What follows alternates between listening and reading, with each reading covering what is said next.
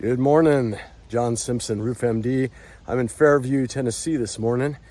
This roof had blown up and over. This section was just bare wood.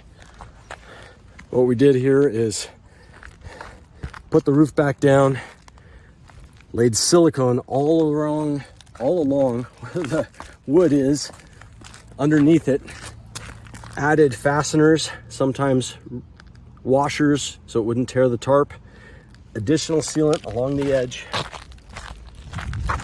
more wood battens to secure it from wind buffeting all along the sides, tightened the edges to the fascia.